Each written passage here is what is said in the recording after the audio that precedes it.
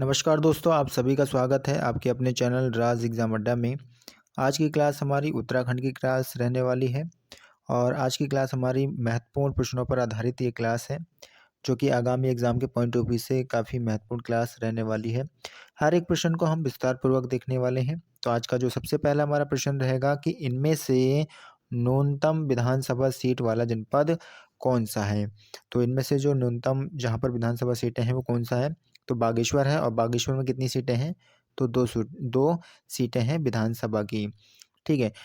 बात करें राज्य में विधानसभा सीटों की तो 70 प्लस 1 है। राज्य के अंदर विधानसभा सीटें कितने हैं? तो 70 प्लस 1 है। आरक्षित सीटों की बात करें तो 15 सीटें क्या हैं? आरक्षित हैं, जिसमें से एससी की कितनी सीटें आरक्षित हैं? तो एससी की 13 सीटें आरक्षित हैं और एसटी की कितनी सीटें आरक्षित हैं? तो एसटी की 2 सीटें आरक्षित हैं। 2 सीटें कहाँ-कहाँ हैं? एक चकराता और एक नानामत्ता का जो सीट है वो एसटी के लिए आरक्षित सीट है। सबसे ज़्यादा विधानसभा सीटें कहाँ पर हैं? तो हरिद्वार के अंदर सबसे ज़्यादा विधानसभा सीटें देखने को मिलती हैं और वहाँ पर कितनी सीटें हैं? तो वहाँ पर 11 सीटें हैं विधानसभा की। उसके बाद देहरादून में 10 सीटें हैं विधानसभा की और सबसे कम विधानसभा सीटों की बात करें तो चंपावत, बागेश्वर और रुद्रप्रयाग में 2-2 सीटें हैं विधानसभा की। राज्यसभा सीटों की बात करें तो उत्तराखंड राज्य में राज्यसभा सीटें कितनी हैं? 3 हैं और लोकसभा सीटों की बात करें तो उत्तराखंड राज्य के अंदर लोकसभा की 5 सीटें हैं। विधानसभा ने अपना वेबसाइट शुरू किया कब? तो 4 मई 2001 को विधानसभा ने अपना वेबसाइट शुरू किया और ये देश का पहला राज्य है जिसने अपना वेबसाइट शुरू किया है। विधानसभा सत्र की बात करें तो 9 नवंबर 2001 को विधानसभा सत्र की शुरुआत हुई है। तो क्वेश्चन था कि इनमें से एक न्यूनतम विधानसभा सीट वाला जनपद कौन-सा है? तो वो बागेश्वर जनपद है और बागेश्वर जनपद में कितनी सीटें हैं? तो 2 हैं। सबसे कम बागेश्वर में है और सबसे ज़्यादा कहाँ पर है? तो सबसे ज़्यादा हरिद्वार में है 11 सीटें।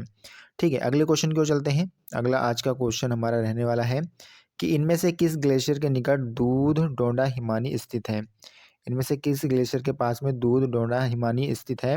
तो अगर बात करते हैं तो ये खतलिंग ग्लेशियर के पास में है और खतलिंग ग्लेशियर कहाँ है? तो टिहरी जनपद में हमें खतलिंग ग्लेशियर देखने को मिलता है। टिहरी में खतलिंग ग्लेशियर जो 3 जिलों के संगम पर है तथा जहाँ प्राकृतिक शिवलिंग मिलता है। खतलिंग ग्लेशियर की खोज इंद्रमणि बडोनी ने और सुरेंद्र सिंह पांगती ने की थी। भिलंगना नदी का उद्गम कहाँ से होता है? तो खतलिंग ग्लेशियर टिहरी से होता है। भिलंगना की सहायक नदियों की बात करें तो मेदेगंगा, दूधगंगा, धर्मगंगा व बालगंगा भिलंगना की सहायक नदियाँ हैं। तो क्वेश्चन था कि इनमें से किस ग्लेशियर के निकट दूध डोंडा हिमानी स्थित है? तो खतलिंग ग्लेशियर के निकट दूध डोंडा हिमानी स्थित है। अगले प्रश्न की ओर चलते हैं। अगला आज का जो हमारा प्रश्न रहेगा कि इनमें से कौन-सा प्रयाग पंचप्रयाग में शामिल नहीं है? ठीक है। पूछा है कि इनमें से कौन-सा प्रयाग है जो पंचप्रयाग में शामिल नहीं है? तो इसमें केदारनाथ, ठीक है, जो केदारनाथ है ये पंचप्रयाग में शामिल नहीं है। अगर पंचप्रयागों की बात करें तो पहला जो प्रयाग आता है विष्णुप्रयाग, जो कि अलकनंदा और विष्णुगंगा के संगम पर स्थित है और किस जनपद में? तो चमोली में। तो राज्य का पहला ये पवित्र पंचप्रयाग भी माना जाता है। कौन-सा? तो विष्णुप्रयाग। नंदप्रयाग की बात करें तो ये अलकनंदा और नंदाकिनी नदी के संगम पर है, चमोली जनपद में है। कर्णप्रयाग की बात करें जो कि तीसरा प्रयाग है, ये अलकनंदा और पिंडर नदी के संगम पर है। उसके बाद रुद्रप्रयाग की बात करें तो अलकनंदा और मंदाकिनी नदी के संगम पर है और पांचवा प्रयाग हमारा आ जाता है देवप्रयाग, जो कि अलकनंदा और भागीरथी के संगम पर स्थित है। तो क्वेश्चन था कि इनमें से कौन सा प्रयाग पंचप्रयाग में शामिल नहीं है? तो जो केदारनाथ है ये पंचप्रयाग में शामिल नहीं है। अगले क्वेश्चन की ओर चलते हैं। अगला आज का क्वेश्चन है कागुटे और कांडी किस जनजाति के आभूषण हैं? तो ये आभूषण जो हैं ये जौनसारी जनजाति के आभूषण हैं। जौनसारी जनजाति राज्य का दूसरा सबसे बड़ा जनजातीय समुदाय है। साथ ही गढ़वाल का सबसे बड़ा ये जनजातीय समुदाय है। ठीक है, अगर बात करेगा राज्य का दूसरा सबसे बड़ा जनजातीय समुदाय है और गढ़वाल का अगर बात करेगा तो गढ़वाल का सबसे बड़ा जनजातीय समुदाय है। जौनसारी लोग अपने को पांडवों का वंशज मानते हैं। जौनसारी लोग मंगोल व डोम प्रजाति का मिश्रण रूप है। जौनसारियों का समाज पितृसत्तात्मक होता है। जौनसारी लोगों के मुख्य देवता महासू देवता हैं। इनका पवित्र स्थल हनोल है। जागड़ा महासू देवता का त्यौहार है जो भादों के महीने में लगता है। जौनसारी जनजाति में खुमरी नामक पंचायत पाई जाती है। कौन सी पंचायत पाई जाती है जौनसारियों में? तो खुमरी नामक पंचायत पाई जाती है। क्वेश्चन था कि कागुटे और कांडी किस जनजाति का आभूषण है? तो ये जौनसारी जनजाति का आभूषण है। अगले प्रश्न की ओर चलेंगे। अगला आज का जो हमारा प्रश्न रहेगा कि हरेला त्यौहार किस हिंदू माह के प्रथम दिन मनाया जाता है? कौन सा त्यौहार? हरेला त्यौहार। और हिंदू माह का वो प्रथम दिन मनाया जाता है, तो किस हिंदू माह में मनाया जाता है ये? तो ये श्रावण में मनाया जाता है। कौन सा त्यौहार? हरेला त्यौहार। अन्य दिवसों की अगर उत्तराखंड की बात करें तो राज्य जल दिवस कब मनाया जाता है? तो 25 मई को राज्य जल दिवस मनाया जाता है। हरियाली दिवस 5 जुलाई को मनाया जाता है। कुमाऊनी बोली दिवस 1 सितंबर को मनाया जाता है और 2018 से कुमाऊनी बोली दिवस की शुरुआत की गई। गढ़वाली बोली दिवस की बात करें तो ये 2 सितंबर को मनाया जाता है। इसकी शुरुआत भी 2018 से होती है। हिमालय दिवस 9 सितंबर को मनाया जाता है और इसकी जो घोषणा की गई 2014 में घोषणा की गई और पहला हिमालय दिवस 2015 में मनाया जाता है। और गौरव दिवस ये मनाया जाता है, उत्तराखंड गौरव दिवस 10 सितंबर को मनाया जाता है और ये गोविंद बल्लभ पंत के जन्म दिवस पर मनाया जाता है। कौन सा? गौरव, उत्तराखंड गौरव दिवस मनाया जाता है। तो हरेला त्यौहार किस हिंदू माह के प्रथम दिन मनाया जाता है? तो श्रावण माह के प्रथम दिन मनाया जाता है। अगले क्वेश्चन की ओर चलते हैं। अगला क्वेश्चन है, सार्वजनिक यातायात के लिए राज्य में स्थापित पहला संगठन कौन सा है? किसके लिए? सार्वजनिक यातायात के लिए राज्य में स्थापित पहला संगठन कौन सा है? तो वो जो पहला संगठन है कुमायूं मोटर्स ओनर्स यूनियन, ये पहला संगठन है सार्वजनिक यातायात के लिए राज्य में स्थापित पहला संगठन। ठीक है, अगले क्वेश्चन की ओर चलते हैं। अगला आज का जो हमारा प्रश्न रहेगा कि निम्न में गढ़वाली बोली की प्रथम रचना कौन सी है? इनमें से गढ़वाली बोली की पहली रचना कौन सी है, हमें बताना है। तो इनमें से जो गढ़वाली बोली की पहली रचना है वो गोरखवाणी है। कौन सी है? गोरखवाणी। गोरखवाणी की बात करें तो गढ़वाल नरेश सुदर्शन शाह के द्वारा ये रचित की गई है। और गढ़वाली बोली की प्रारंभिक रचनाओं की बात करें तो जो कौन कौन सी हैं, बेरा संग और चेतावनी ब्रह, ये क्या है? गढ़वाली बोली की प्रारंभिक रचनाएं हैं। बात करें बेरासंग की तो ये हर्षपुरी के द्वारा लिखी गई है। चेतावनी हरिकृष्ण योगादत्त के द्वारा लिखी गई है। अब्रह लीलानंद कोटनाला के द्वारा लिखी गई है। तो गढ़वाली बोली की प्रथम रचना जो हो जाएगा वो गोरखवाणी हो जाएगा। अगले क्वेश्चन की ओर चलेंगे। अगला आज का जो हमारा प्रश्न रहेगा वो प्रश्न रहेगा कि राज्य में राजकीय फलोपयोग निदेशालय कहाँ स्थित है? ठीक है, राज्य में राजकीय फलोपयोग निदेशालय कहाँ स्थित है? तो ये जो स्थित हमारा रानीखेत के अंदर स्थित है। अगले प्रश्न की ओर चलते हैं। अगला आज का जो प्रश्न रहेगा, गढ़वाल राइफल पर डाक टिकट कब जारी किया गया था? किस पर? गढ़वाल राइफल पर डाक टिकट कब जारी किया जाता है? तो 2016 में जारी किया जाता है। कब? 2016 में गढ़वाल राइफल पर डाक टिकट जारी किया जाता है। गोविंद बल्लभ पंत के नाम पर जो डाक टिकट जारी किया गया वो 1965 में जारी किया जाता है और 15 पैसे का डाक टिकट जारी किया जाता है गोविंद वल्लभ पंत के नाम पर। भारतीय संरक्षण विभाग पर जो डाक टिकट जारी होता है वो 1967 में। मोनाल पक्षी पर डाक टिकट 1975 में जारी होता है 2 रुपये का। बुरांस पर जो डाक टिकट जारी की जाती है 1977 में जारी की जाती है। और भारतीय सैन्य अकादमी पर डाक टिकट जो जारी की जाती है वो 1982 में। ब्रह्मकमल पर जो डाक टिकट जारी की जाती है 1982 में 2.5 रुपये का डाक टिकट जारी किया जाता है। देहरादून रेल पर जो डाक टिकट जारी होता है वो 2000 में जारी होता है 15 रुपये का। रूपकुंड पर जो डाक टिकट जारी होता है 2006 में 5 रुपये का।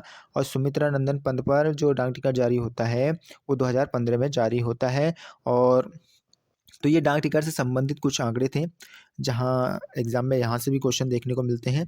तो क्वेश्चन था कि गढ़वाल राइफल पर डाक टिकट कब जारी किया गया? तो 2016 में डाक टिकट पर और किस पे? गढ़वाल राइफल पर डाक टिकट जारी किया गया था।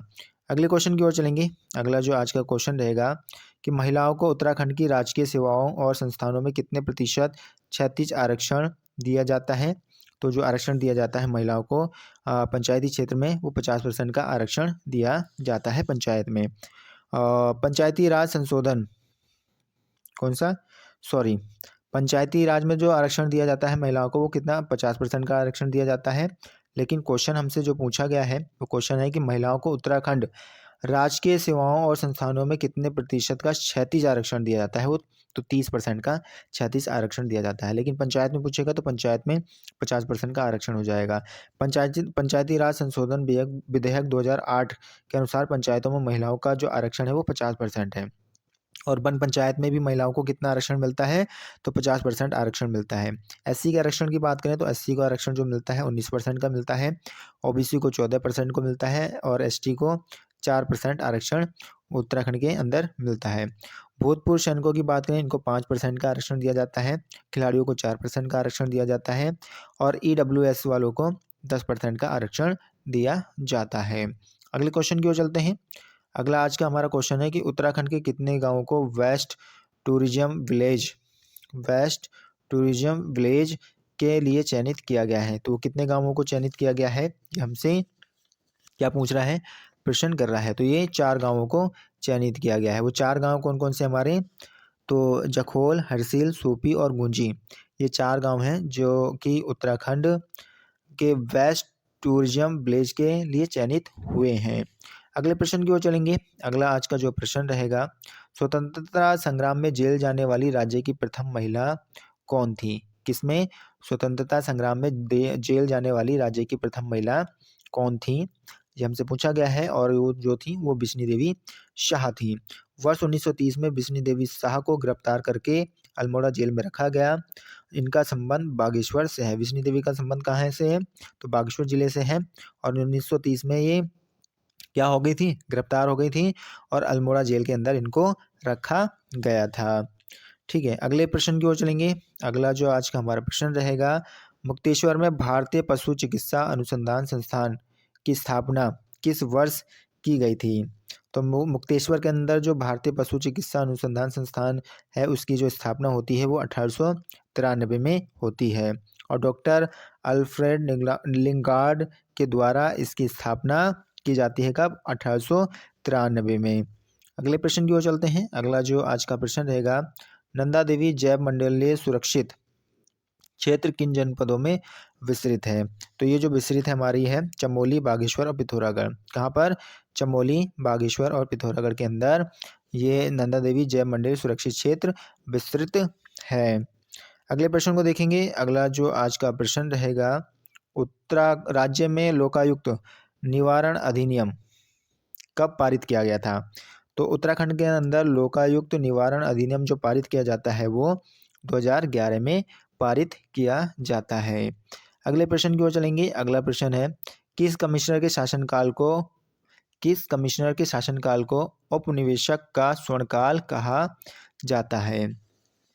तो ये हेनरी रेमजे के शासनकाल को क्या कहा जाता है? उपनिवेशक का स्वर्णकाल कहा जाता है। ठीक है, हेनरी रेमजे की बात करें, इनका जो कार्यकाल हमें देखने को मिलेगा 1856 से लेकर और कब तक? 1884 तक इनका शासनकाल देखने को मिलता है। कुमायूं के रूप में इन्होंने 28 वर्षों तक शासन किया और कमिश्नर के रूप में कितने वर्षों तक शासन करते हैं? ये 28 वर्षों तक शासन करते हैं। और कुमायूं में 44 वर्षों तक इन्होंने शासन किया था। 1867 में नैनीताल में प्रथम बार भूस्खलन हुआ। इसके कारणों का पता लगाने के लिए हिल साइड सेफ्टी कमेटी गठित की गई। रेमजे ने उत्तराखंड में कंजर्वेटर के पद पर कार्य करते हुए ठेकेदारी प्रथा को समाप्त किया। अधिसूचित जिला अधिनियम 1874 को पारित किया गया और 1869 में शेरवुड कॉलेज की इनके द्वारा स्थापना की जाती है। 1884 में वेलेजली स्कूल और 1888 में सेंट जोसेफ कॉलेज को स्थापित करते हैं कौन? रेमजे। विलियम टेल की बात करें, इनका शासनकाल 1817 से लेकर 1835 तक विलियम टेल का शासनकाल हमें देखने को मिलता है। तो क्वेश्चन था कि किस कमिश्नर के शासनकाल को औपनिवेशिक का स्वर्णकाल कहा जाता है? तो रेमजे के शासनकाल को जो औपनिवेशिक का स्वर्णकाल कहा जाता है। अगले प्रश्न की ओर चलेंगे। अगला जो आज का प्रश्न रहेगा कि मायावती आश्रम की स्थापना किसने की थी? कौन से आश्रम की? मायावती आश्रम की स्थापना किनके द्वारा की गई? तो स्वामी विवेकानंद के द्वारा की जाती है मायावती आश्रम की स्थापना। मायावती आश्रम कहाँ है? लोहागढ़ चंपावत के अंदर मायावती आश्रम है। यह आश्रम रामकृष्ण मिशन की एक शाखा है। इस आश्रम की स्थापना 19 मार्च 1899 में। कब? 19 मार्च 1899 में मायावती आश्रम की क्या की जाती है? स्थापना की जाती है। मायावती आश्रम को बनाने में मुख्य भूमिका जो रहा एच. सोवियर की रही और स्वामी विवेकानंद 3 जनवरी 1901 ईस्वी को मायावती आश्रम आए और 15 दिनों तक ये यहाँ पर रहे थे। मायावती आश्रम धर्मार्थ अस्पताल की स्थापना 1903 ईस्वी में हुई और पहले इसके जो प्रमुख थे स्वामी स्वरूपानंद इसके क्या थे, पहले प्रमुख थे मायावती आश्रम की। तो क्वेश्चन था कि मायावती आश्रम का जो स्थापना किया गया किनके द्वारा किया गया, तो स्वामी विवेकानंद जी के द्वारा किया गया था। अगले प्रश्न की ओर चलेंगे कि इनमें से राज्य में वन अग्नि का एक दुष्प्रभाव नहीं है, तो वो कौन सा ऑप्शन हमारा इसका सही रहेगा वो हमें बताना है। ठीक है, तो इसमें जो रहने वाला है कि प्रकाष्ठ पल्प की गुणवत्ता में कम होना, तो ये कैसा है, ये कारण है। वनों की वार्षिक वृद्धि क्षमता में कमी, ये भी एक कारण है। पुनर्जन्म तथा वृक्षारोपण क्षेत्र को क्षति, ये भी एक कारण है। और जो दुष्प्रभाव नहीं होगा वो कौन सा होगा, तो भूमि की जनधारणा क्षमता में वृद्धि। तो इसका आंसर कौन सा हो जाएगा, इसका आंसर डी हो जाएगा। ठीक, आंसर क्या रहेगा, इसका आंसर डी रहेगा। अगले प्रश्न की ओर चलते हैं। अगला क्वेश्चन हमारा रहेगा कि टिहरी गढ़वाल में राजमाता कमलेदुमती शाह के प्रयोग से किस वर्ष नरेंद्र महाविद्यालय की स्थापना की गई थी। तो नरेंद्र महाविद्यालय की जो स्थापना की जाती है वो 1962 में की जाती है और किसके प्रयोग से, तो राजमाता कमलेदुमती शाह के प्रयोग से। ठीक है, अगले को प्रश्न की ओर चलेंगे। अगला जो आज का हमारा प्रश्न रहेगा कि किन ग्रंथों में उत्तराखंड के लिए उसी नगर शब्द का प्रयोग किया गया है। ठीक है, किन ग्रंथों में उत्तराखंड के लिए उसी नगर शब्द का प्रयोग किया गया है, तो जो उसी नगर का प्रयोग किया गया है ऋग्वेद एवं बौद्ध ग्रंथ में किया गया है। उत्तराखंड के लिए उसी नगर शब्द का प्रयोग किया गया है। तो आशा करूँगा आप सभी को आज की क्लास अच्छी लगी होगी। अगर आपको क्लास अच्छी लगी है, लाइक शेयर एंड सब्सक्राइब करना ना भूलें। Thank you.